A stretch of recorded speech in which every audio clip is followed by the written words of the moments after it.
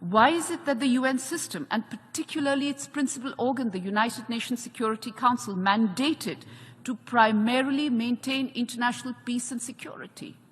Why is it rendered completely ineffective to the resolution of the ongoing conflict? For multilateralism to be effective, Madam President, outdated and archaic structures need reform and reinventing, else their credibility will always be on the wane. And unless we fix that systemic flaw, we will continue to be found wanting.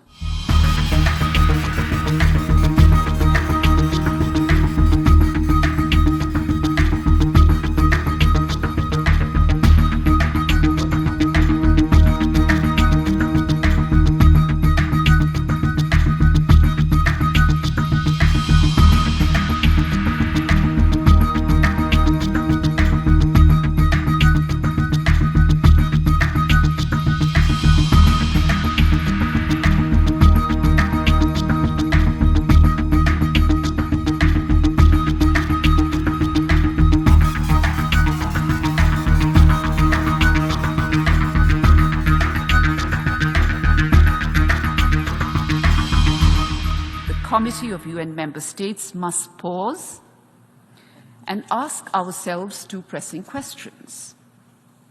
One, are we anywhere near a possible acceptable solution? And if not, why is it that the UN system, and particularly its principal organ, the United Nations Security Council, mandated to primarily maintain international peace and security? Why is it rendered completely ineffective to the resolution of the ongoing conflict? For multilateralism to be effective, Madam President, outdated and archaic structures need reform and reinventing, else their credibility will always be on the wane. And unless we fix that systemic flaw, we will continue to be found wanting. I will reiterate Prime Minister Narendra Modi's assertion that this is not an era of war. We must remain focused on our shared objectives to achieve our development goals and the partnership and cooperation that we will need for achieving these.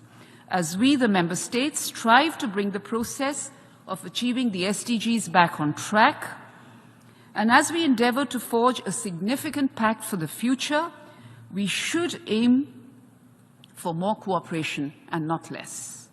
It is crucial, therefore, to keep the faith, to keep the conviction in the power of dialogue and diplomacy, which have reliably and always served humanity's progress.